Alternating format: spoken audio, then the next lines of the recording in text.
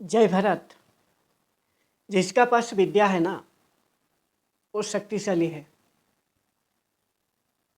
विद्या क्या है, इसको हम समझेंगे और ये चाणक्य नीति से हम समझेंगे। चाणक्य नीति का अध्याय 10 में इसी का ऊपर बोला गया है, ताकि आपको भी विद्या जब मालूम हो जाएगा, आप भी आपका जीवन को बेहतर करने के लिए कर पाओगे और एक बेहतर जीवन जी पाओगे। विद्या का बिना आपका जीवन ना, जो आपका अनंत संभावना है, आपका जीवन का अनंत संभावना का मतलब है आपका जो जीवन है ना, आपका जीवन, मेरा जीवन, इस संसार का हर एक व्यक्ति, हर एक मनुष्य, उसका पास जो शक्ति आपका पास है, मेरा पास भी वही है। इसीलिए हम सभी का पास ना अनंत संभावना है। हम सफलता का शिखर तक खुद को लेके जा सकते हैं, अनंत तक, सफलता का अनंत तक, जो आप कभी सपनों में सोचा नहीं होगा, उस अनंत संभावना को आप पा सकते हो यदि आपको सही विद्या मिल जाएगा। पहले आपको चाणक्य नीति को सुनाता हूँ, फिर विद्या क्या है जो आपको अनंत संभावना तक लेके जाएगा। और ये विद्या जानने का बाद आप बहुत ही भी चालाक और चतुर भी हो जाओगे। चाणक्य नीति कहता है, जिसके पास में विद्या है वो शक्तिशाली है। निर्बुद्ध पुरुष के पास क्या शक्ति हो सकता है, पहले सुना देता हूं, फिर बाद में आपको समझाऊंगा। एक छोटा खरगोश भी चतुराई से मदमस्त हाथी को तालाब में गिरा देता है।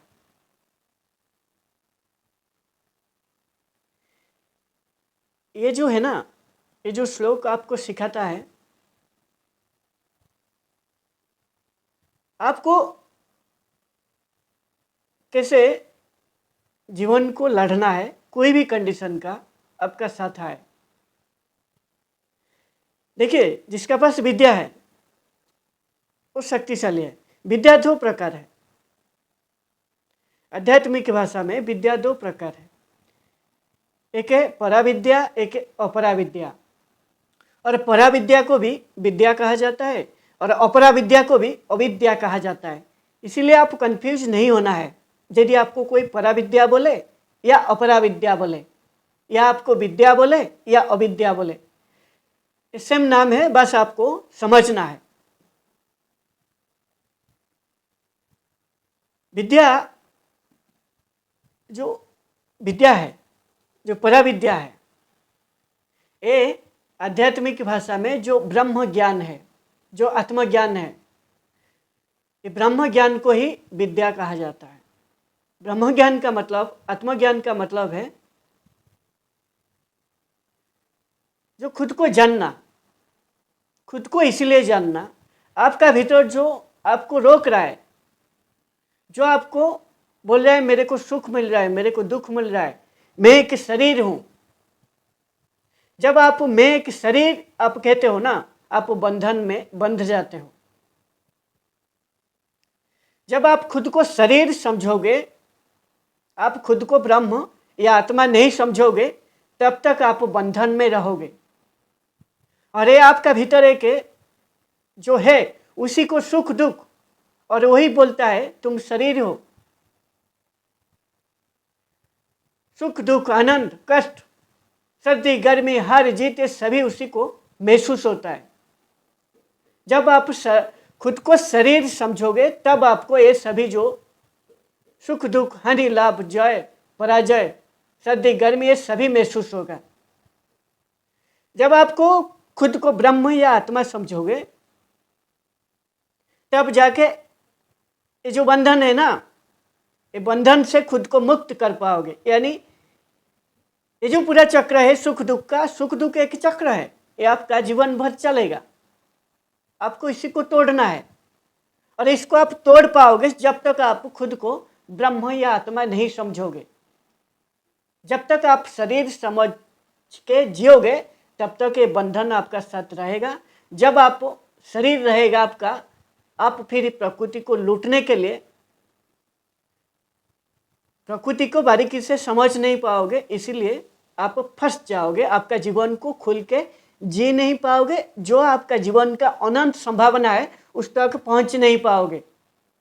और यही चाणक्य नीति कहता है, जब आप ये बंधन से मुक्त हो जाओगे, ये सुख दुख चक्र से हट जाओगे, हार क्या जीत क्या मेरे को कुछ फर्क नहीं पड़ रहा है, मेरे को मेरा जीवन खुल के बस जीना है। जैसे पशु पक्षी पेड़ पौधा सभी जीते हैं खुल के। एक पेड़ है ना, वो पूरा खुल के जीता है। जो जिसके लिए उसको जीवन मिला है, जिसके लिए वो पेड़ बना है, उसका पूरा पुण्यता हो, पूरा उसका जीवन ना पुण्य करता है। इसलिए आपको ही ये जो बंधन में यदि रहोगे, आपका जो अनंत संभावना है उसको कभी आप जी नहीं पाओगे। और यही जब आपको विद्या मिलेगा, यानी आपका भीतर का ज्ञान को आप समझ जाओगे। और भीतर में याद रखो, आध्यात्मिक की भाषा में हमारा जो अंतःकरण कहा जाता है, अंतःकरण चतुष्टय, यानी अंतःकरण 4 है। ये अंतःकरण को समझना बहुत ही जरूरी है। अंतःकरण में आता है मन, बुद्धि, अहंकार, चित्त। ये चारों का हमारा जीवन में बहुत बड़ा भूमिका है। और ये चारों हमको यदि इसको आप समझ जाओगे, इसको यदि आप कंट्रोल में लेके रखोगे, यही आपका जीवन का, आप उस काम को करोगे या नहीं करोगे, ये जो 4 है ये तय करते हैं। वीडियो लंबा होगा लेकिन एक बार देखने से आप समझ जाओगे। ये 4 इसीलिए तय करते हैं। जो मन है, मन का क्या काम है? मन का काम है खाली आपका विचार लाना। और विचार जैसा आप देखोगे, जैसा आप सुनोगे, जैसा आप स्पर्श करके अनुभव लोगे, उसी का हिसाब से आपका विचार आएगा। देखने, सुनने, पढ़ने, ये सभी, ये जो इंद्रिय है ना, शब्द, रूप, रस, गंध, स्पर्श, ये जो इंद्रिय का ये जो 5 है, इस 5 के जरिए आप ज्ञान आपका भीतर आता है। अब जो देख रहे हो ना, आप क्या देख रहे हो, उसी का हिसाब से आपका भीतर विचार आएगा। और ये विचार मन का काम है। जैसा आप देखोगे, जैसा आप सुनोगे, जैसा आप करोगे, उसी का हिसाब का आपका भीतर विचार आएगा। और एक विचार आपको बर्बाद कर सकता है, एक विचार आपको अनंत संभावना तक लेके जा सकता है। इसीलिए सही विचार लाना भी एक जरूरी है।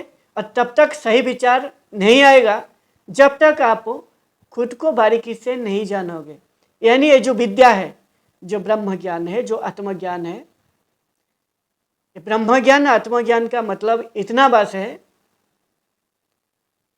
जो आप अनात्मा, जब आप खुद को शरीर समझ लेते हो, आत्मा न समझ के, अनात्मा का मतलब आत्मा आप जब नहीं समझते हो, खुद को शरीर समझते हो, और ये बंधन है।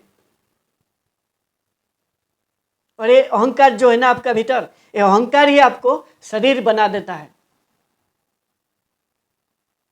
और ये जो शरीर आप जब तक सोचोगे, ये बंधन आपका भीतर रहेगा। और आप शरीर नहीं हो, आप आत्मा हो, आप ब्रह्म हो। जब आप ऐसा सोचोगे, ये मुक्ति है और इसी को मोक्ष कहा जाता है। और ये जो विद्या है ना, ये विद्या आपको मुक्ति की तरफ लेके जाता है, आपको मुक्त करेगा, आपको मोक्ष दिलाएगा। मोक्ष जो भी कहते हैं ना, मोक्ष आप प्राप्त करोगे या आप कर चुके हैं, इसका मतलब है आप आत्मा में जीते हो, आप ब्रह्म को जान चुके हैं। आप ब्रह्म हो, आप आत्मा हो। आप जो भी चीज दुनिया में देखोगे, संसार में, सखी भाव में देखोगे। आप आपका हाथ में मोबाइल होगा, इसका साथ आप साक्षी हो जाओगे, ये आपका ऊपर कोई प्रभाव नहीं डालेगा।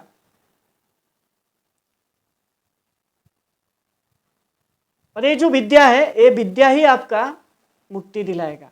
अविद्या जो क्या है, अविद्या जो है संसारी की ज्ञान, जो संसार का ज्ञान है, यानी प्रकृति की विषय है, तो अविद्या है। आपका भीतर का जो प्रकृति है वो विद्या है, जिसको जानना आपको जरूरी है। और बाहर का प्रकृति को जानना वो अपरा विद्या या अविद्या कहा जाता है। इसीलिए दोनों विद्या ना आपका जीवन को बेहतर करेगा। जो विद्या को जानेगा, अविद्या को जानेगा, ये दोनों को जानने से आपका जीवन को बेहतर कर पाओगे। क्योंकि हम सभी ना प्रकृति का हिस्सा है।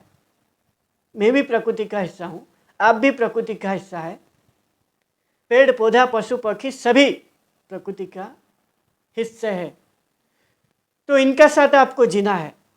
अब चाह के भी आप अलग नहीं कर पाओगे खुद को, इसीलिए उनको बस समझना है और सख्य भाव में जीना है। और ये जो विद्या अविद्या, ये विद्या दोनों को जानने से, विद्या अविद्या को, आप खुद को पूरा ये जो चक्र है, सुख दुख चक्र, हार जीत, हानि लाभ, सर्दी गर्मी, ये चक्र से पूरा ऊपर उठ जाओगे और खुद को पूरा साक्षी भाव में जियोगे। जब आप खुद को साक्षी कर लोगे, पूरा ऊपर उठ जाओगे, तब जाके आप आपका जीवन को खुल के जी पाओगे। जो पेड़ पौधा पशु पक्षी ये साक्षी भाव में जीते हैं, इसीलिए उनको ये जो प्रकृति का बंधन है उनको बांध नहीं पाता है। वो खुल के, जिसके लिए उनका जीवन मिला है, वो जीवन को पूरा खुल के जीते हैं। और यही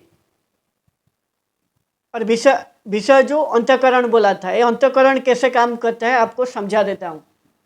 मैं भूला नहीं, आपको बारीकी से इस वीडियो में पूरा बताऊंगा। अंतःकरण क्या है, चार है, कैसे काम करता है समझो।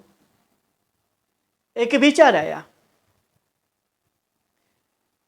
जब तक आपका भीतर आपको खुद को बारीकी से जान नहीं लोगे, खुद को पूरा मुक्त नहीं कर लोगे, तब तक आप चाह के भी आपका विचार को आप रोक नहीं पाओगे। विचार को चाह के भी आप पूरा आप निर्विचार खुद को नहीं कर पाओगे। निर्विचार जो है वो समाधि का अवस्था में आदमी आ जाता है। ऐसे बैठोगे, कोई आपका भीतर यदि विचार नहीं आता है, आप पूरा समाधि में चला जाओगे। जो महर्षि पतंजलि का योग दर्शन में बताया गया है। इसीलिए निर्विचार होने के लिए ना, आपका भीतर का विद्या और बाहर की विद्या को दोनों को जानने के बाद आप खुद को, विचार आपका ऊपर हावी नहीं होगा, विचार को आप रोक पाओगे, विचार को आप कंट्रोल कर पाओगे। यानी आपका जो एक चीज को लेकर जो 50 प्रकार का थॉट आता है वो पूरा कम हो जाएगा। यानी एक क्रिकेट मैच आप देखा, उसका बारे में जो 50 प्रकार का थॉट आता है, कब छक्का लगेगा, चौका लगेगा, कौन जीतेगा, कौन हारेगा, कितना विचार आता है एक क्रिकेट मैच को जब आप देख रहे हो। जब आप समाधि में चला जाओगे, ये सभी प्रकार का विचार नहीं आएगा, आप पूरा साक्षी हो जाओगे, साक्षी होकर आप जियोगे। और जब विचार नहीं आएगा, जब आप चाहोगे खुद, तब आएगा। आप आपका भीतर में ऐसे जियोगे, आपको ये जो बाहर का चीज आपको कोई मोह माया में फंसा नहीं पाएगा। मोह जो क्या है, आकर्षण है।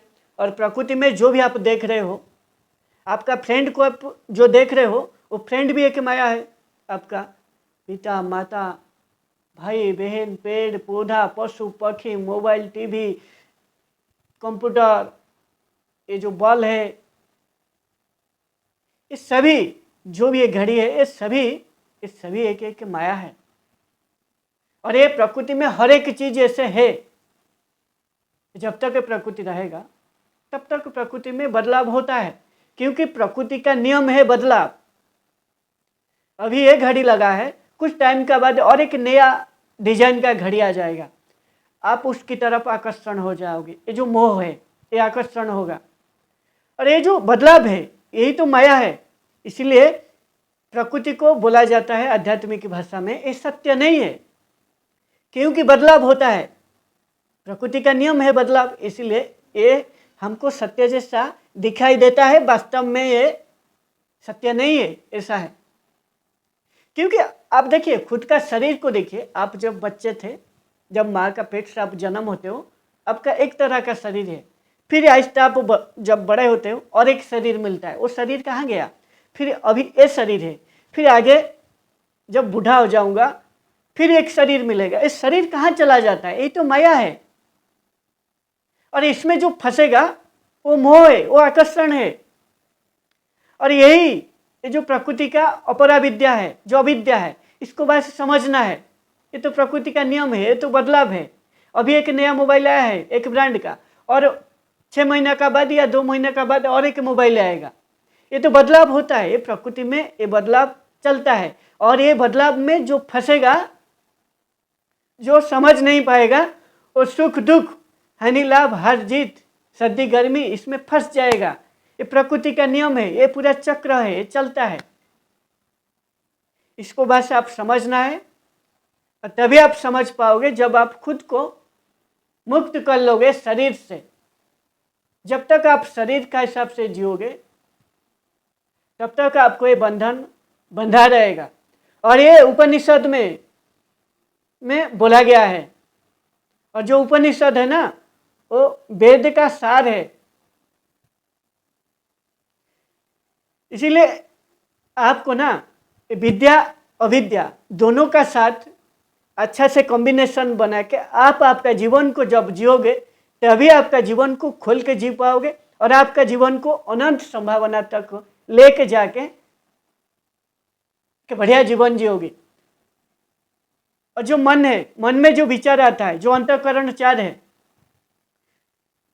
मन बुद्धि, मन कैसे काम करता है कि विचार आया कैसे काम करता है, जो चार है आपका भीतर, यही चार ही हमारा जीवन में बड़ा इम्पोर्टेंट है। ये चार को समझना ही बहुत बड़ा काम है। और जो मन है ना, वो मन में जो आप देखा होगा चेतन मन, जब आप जागृत रहोगे, जागृत अवस्था उसी को कहा जाता है आध्यात्मिक भाषा में। आपका जो 10 इंद्रिय और आप जो 4 अंतःकरण है, ये 14 जब एक साथ में आप उसी में रह के आप देखते हो, प्रकृति को जीते हो, उसी को जागृत अवस्था कहा जाता है। 10 इंद्रिय 4 अंतःकरण, ये 14 का साथ आप जब जो भी कंडीशन में आप जीते हो उसी को जागृत अवस्था है। जब ये 14 को यूज करके आप जो भी कंडीशन में हो, जागृत अवस्था है। और जो 10 इंद्रिय है, 5 ज्ञानेंद्रिय, 5 कर्म इंद्रिय और 4 अंतःकरण, ये 14 हमारा जीवन में बहुत इम्पोर्टेंट है, क्योंकि इसी का साथ हमको जीना है पूरा जिंदगी। और ये जो 5 ज्ञानेंद्रिय है, आँख, कान, नाक, जीवा और त्वचा, यही त्वचा को, यानी ये त्वचा जो पूरा शरीर में है, इसी को बड़ा आराम लगता है एक अच्छा से जब आप एसी लगा के सो जाते हो। और ये त्वचा को सुख पहुंचाने के लिए ना हर तरह का आप दुनिया को लूट के, दुनिया को बर्बाद करके खुद को सुख पहुंचाने के लिए कोशिश करते हो। और ये जीवन भर ना ये कभी इसको जितना दो ये और मांगेगा, और दो। इसलिए इसको समझना है, इससे ऊपर उठना है। और जो 5 कर्म इंद्रिय है, हाथ, पैर, गुर्दा, लिंग और मुंह, इसके जरिए आप काम कर रहे हो। और 4 अंतःकरण, ये 14 को एक्टिव रख के सखी भाव में, ये 14 को पूरा एक्टिव रख के, जागृत रख के, जब सखी भाव में आप जियोगे तभी आपका जीवन को खुल के जी पाओगे। और अंतःकरण जो है, मन में एक विचार आया, जो भी विचार आया होगा वो विचार क्या करेगा, बुद्धि, फिर बुद्धि ना उस विचार को देखेगा नहीं। बुद्धि का काम है आपके लिए वो हानि है या लाभ है वो तय करेगा, आपके लिए सही है या गलत है बुद्धि का काम है।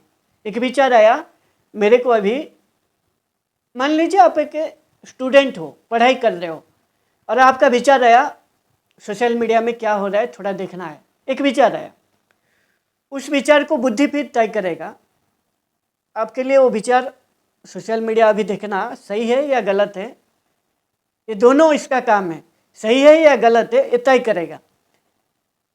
ये दोनों बोलेगा आपके लिए सही है या गलत है, बुद्धि का काम है, आपको बोल देगा अभी पढ़ाई करना है, पढ़ाई करेगा तो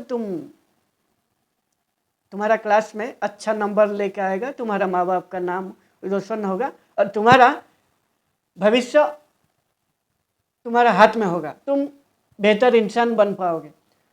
और गलत विचार गलत दिखाएगा, ये सही दिया फिर गलत विचार देगा, छोड़ो इसको, थोड़ा अभी मज़ा कर लो, देख लो क्या हो रहा है, कौन मेरा फ्रेंड डाल रहा है, ये सभी छोड़ो अभी इसको देखो। 2 विचार आएगा आपके लिए, सही है या गलत है, मज़ा करेगा या यदि आप गलत सोचोगे, गलत का मतलब इसको करने से मेरा पढ़ाई खराब होगा, मेरा, यदि इसका, ये दोनों को बारीकी से आप समझ पाओगे ये आपके लिए हानि है या सही है, ये बुद्धि का काम है, तय करता है, बुद्धि तय करेगा। फिर आपका जो चित्त है, चित्त आपको विजुअल देगा, यानी दर्शन कराएगा,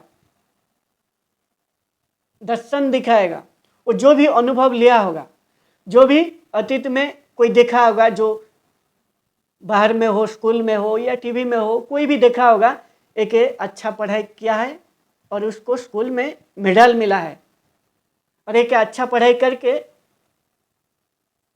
एक समाज का एक बेहतर इंसान बना है, वो विजुअल कराएगा।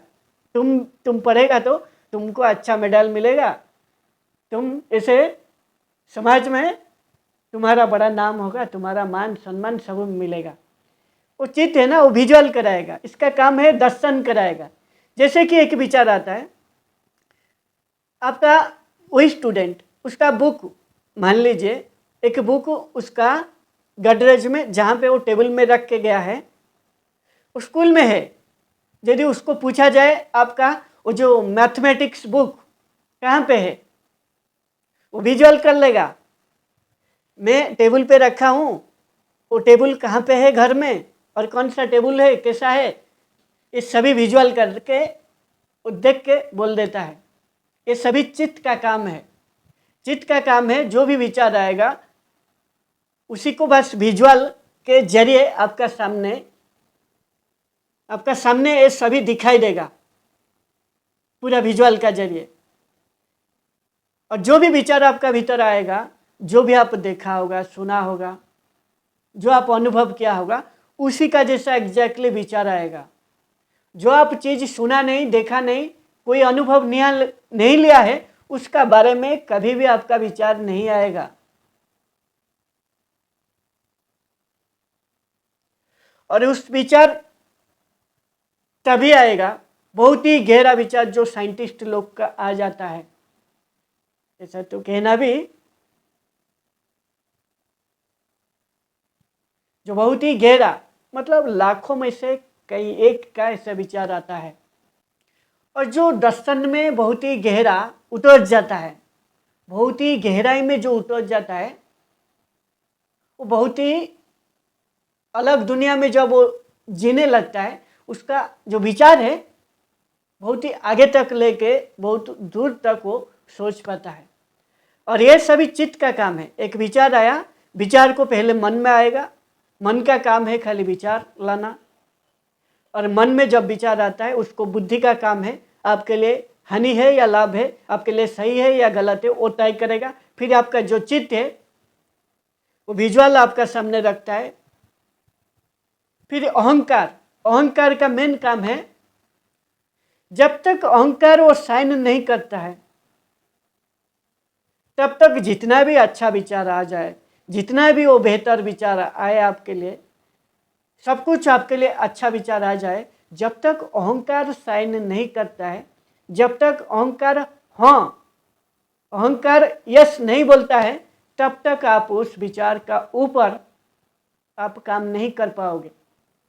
क्योंकि अहंकार साइन करने का बाद आपका जो इंद्रिय है, जो कर्म इंद्रिय है और आपका जो ज्ञान इंद्रिय है, ये दोनों का इंद्रियों के जरिए आप उस काम को करने के लिए आपका शरीर को लेके उस काम में लगाते हो।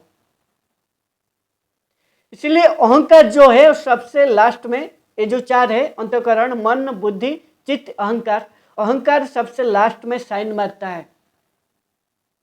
आपका फ्रेंड का और आपका दोनों का बीच में थोड़ा सा फाइट हो गया और विचार आया फ्रेंड का साथ मिलना है, आपका मन में विचार आया और ये जो बुद्धि लगाएगा, ये छोड़ो, ये फ्रेंड मेरे को बहुत मार रहा है और ये फ्रेंड मेरे को गाली भी दे रहा है, और फिर विचार आएगा नहीं नहीं, उसका एक बहुत अच्छा बात है, एक गुण उसका बहुत अच्छा है, वो बहुत बोलता अच्छा है और पढ़ता भी अच्छा है, इसके लिए मेरे को उसका पास जाना है। लेकिन ये जो बुद्धि आया, ये दोनों अच्छा बुरा बोला, फिर जो चित्त है वो विजुअल करेगा, कैसे आपका साथ वो फ्रेंड है, विजुअल दिखा देगा कैसे आप दोनों का बीच में फाइट हुआ था या बातचीत जो भी झगड़ा हुआ था उसको विजुअल के जरिए दिखा देगा। और आपका विचार आया है मिलना है फ्रेंड का साथ, फिर आपका जो अहंकार है आपको रोक लेगा, ये नहीं जाना, नहीं तो बहुत मारेगा, शरीर को हानि पहुंचाएगा। ये जो अहंकार है आपका शरीर को बचाने का उसका मेन मकसद है, क्योंकि शरीर जब तक आपका रहेगा, ये जो अहंकार है आपका साथ काम करेगा।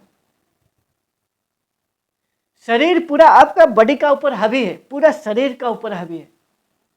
जब तक आप अहंकार रहेगा आपका भीतर, थोड़ा सा भी आपका फ्रेंड का साथ आप मिलने के लिए नहीं जा पाओगे, क्योंकि ये रोक लेगा। अहंकार साइन कर दिया तो हाँ जाना है, आप चला जाओगे। इसीलिए ये जो 10 इंद्रिय और 4 अंतःकरण, ये चारों जब जागृत रहते हैं तभी आप सही से आप एक चीज को देखोगे और समझोगे और उस काम को भी कर पाओगे। सही से यदि जागृत है तो थोड़ा सा भी इधर उधर हुआ आप उस काम को नहीं कर पाओगे। इसीलिए आपको ये जो विद्या अविद्या, ये दोनों को आपको समझना है। और इसको समझने का बाद, जैसे चाणक्य नीति कहता है, आपका पास जो भी शक्ति है वो शक्ति इसी में, ये विद्या में, ये जो 2 प्रकार का विद्या में आपका शक्ति छुपा है। क्योंकि आप जो भी काम करोगे वो काम को खोल के कर पाओगे। और काम एक करने का मतलब है बारीकी से जब आप खुद को 100% दे के उस काम को करोगे तभी जाके उस काम में आपको सफलता मिलेगा। सफलता यानी शक्ति। इसीलिए विद्या ही एक व्यक्ति को शक्तिशाली बनाता है। और जो आगे कहता है निर्बुद्ध पुरुष, यानी जो बुद्धि नहीं है, जो बोका पुरुष है, ऐसा पुरुष को क्या शक्ति है जिसका पास विद्या नहीं है? ना खुद को जानता है, वो तो बंधन में फंसा है, खुद को कैसे जानेगा? ना वो खुद को जान पाएगा। जो व्यक्ति खुद को नहीं जानता है वो प्रकृति को कैसे जान पाएगा? फिर वो फंस जाता है। जब वो फंस जाता है ना, प्रकृति जैसा उसका साथ है, जिस तरफ लेके जाना चाहता है लेके जाएगा, उस तरफ खुद को रोक नहीं पाएगा, उस तरफ उसको लेके चला जाएगा। इसीलिए तो एक छोटा सा खरगोश, वो बोला है चाणक्य नीति में, एक छोटा सा खरगोश ना जो मदमस्त है, जो अपने में डूबा है, जो अपने का ऊपर कुछ कंट्रोल नहीं है, मैं किधर हूँ, क्या कर रहा हूँ, क्यों हूँ, जिसको मालूम नहीं है, पूरा मदमस्त है, अपना निशा में है। जैसे एक मदमस्त हाथी, जो हाथी है ना, वो हाथी को भी तालाब में लेके गिरा देता है। क्योंकि जो व्यक्ति के पास विद्या होगा, जो प्रकृति को समझता होगा, संसार को बारीकी से समझता होगा और खुद को भी बारीकी से जानता होगा, वही व्यक्ति चालाकी भी कर पाएगा और चतुराई भी कर पाएगा। और इधर कहने का मतलब है चाणक्य नीति का,